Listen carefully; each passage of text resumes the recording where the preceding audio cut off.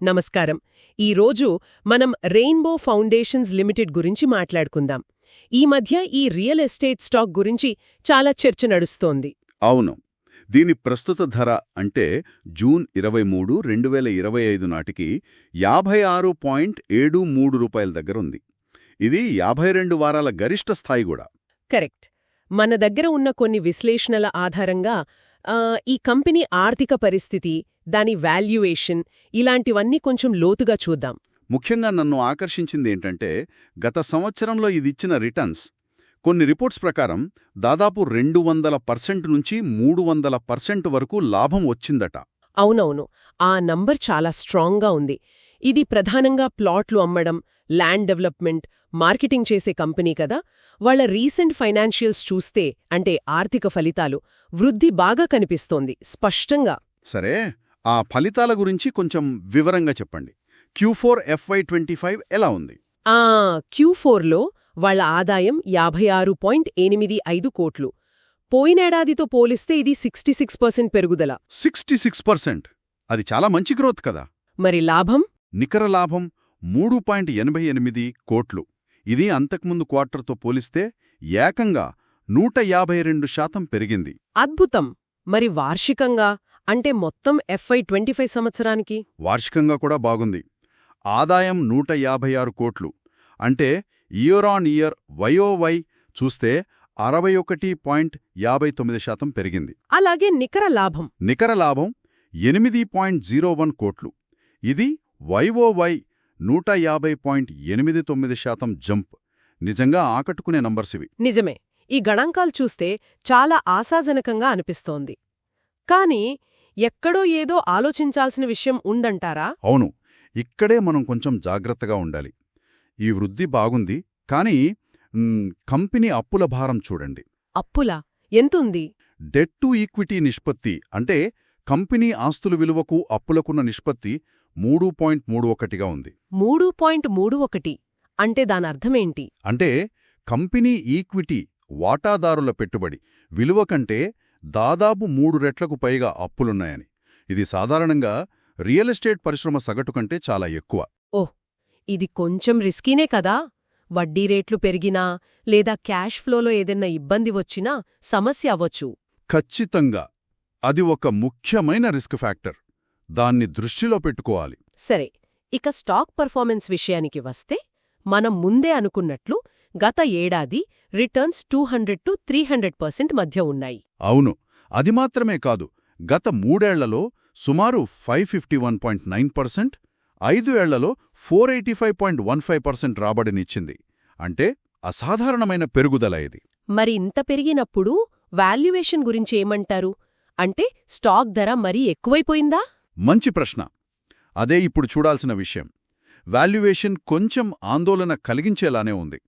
ఉదాహరణకు PE నిష్పత్తి తీసుకుంటే అది 41.45గా ఉంది. 41.45 PE అంటే కొంచెం ఎక్కువేనా? కొన్ని లెక్కల ప్రకారం అవును, కొంచెం ఎక్కువగానే పరిగణిస్తారు.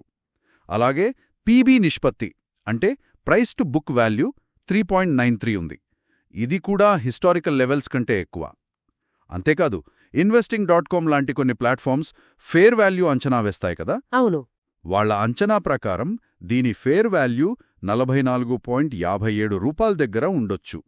కానీ ప్రస్తుత ధర 66 దాటింది. అంటే ఓవర్ వాల్యూడ్ అయ్యే అవకాశం ఉంది. అంటే ఇప్పుడు కొనడం రిస్కీ అవ్వొచ్చంటారా? అంటే భవిష్యత్తులో ఊహించిన దానికంటే ఎక్కువ వృద్ధి వస్తే తప్ప ఈ ధరని సమర్థించుకోవడం కష్టం కావచ్చు. అప్సైడ్ పొటెన్షియల్ తక్కువగా ఉండొచ్చు. టెక్నికల్స్ ఏం చెబుతున్నాయి? చార్ట్స్ చూస్తే ఏమైనా సిగ్నల్స్ ఉన్నాయా? టెక్నికల్స్ పరంగా మూవింగ్ యావరేజెస్ చాలా వరకు పాజిటివ్గానే ఉన్నాయి. బుల్లిష్ ట్రెండ్స్ సూచిస్తున్నాయి. కానీ కొన్ని ఇండికేటర్స్, ఉదాహరణకు స్టాక్ RSI 83 దాటింది. ఇది ఓవర్బాట్ జోన్ని సూచిస్తుంది. ఓవర్బాట్ అంటే తక్కువ కాలంలో స్టాక్ ధర మరీ వేగంగా పెరిగిపోయిందని, బహుశా కొంచెం కరెక్షన్, అంటే ధర తగ్గే అవకాశం ఉందని ఒక సూచన షార్ట్ టర్మ్లో. ఓకే. ఇవి కాకుండా ఇంకేమైనా రిస్కులు గాని గమనించాల్సిన అంశాలుగాని ఉన్నాయా? ఉన్నాయి. ముఖ్యంగా 2-3 విషయాలు. ఒకటి, పెద్ద సంస్థాగత పెట్టుబడిదారులు, అంటే FIIలు, విదేశీ సంస్థలు గాని, పెద్ద మ్యూచువల్ ఫండ్స్ గాని ఈ స్టాకులో పెద్దగా ఇన్వెస్ట్ చేసినట్లు కనిపించట్లేదు.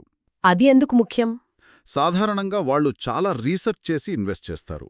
వాళ్ళు లేకపోవడం అంటే అది కొంతమంది ఇన్వెస్టర్లకు ఒక నెగటివ్ సిగ్నల్ కావచ్చు.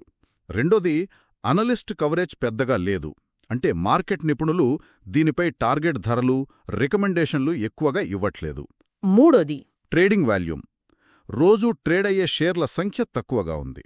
దీనివల్ల లిక్విడిటీ సమస్యలు రావచ్చు.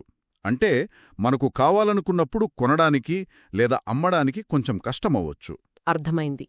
మొత్తంగా చూస్తే ఒకవైపేమో అద్భుతమైన గ్రోత్, గత రిటర్న్స్ ఉన్నాయి. మరోవైపేమో అధిక రుణం, హై వాల్యుయేషన్, పెద్ద ఇన్వెస్టర్ల లేకపోవటం, లిక్విడిటీ సమస్యలు, ఇలా చాలా రిస్కులు కనిపిస్తున్నాయి. సరిగ్గా చెప్పారు. పరిస్థితి అటూ ఇటూగా ఉంది. పాజిటివ్ మొమెంటం స్పష్టంగా ఉంది. కానీ నెగటివ్స్ని కూడా విస్మరించకూడదు.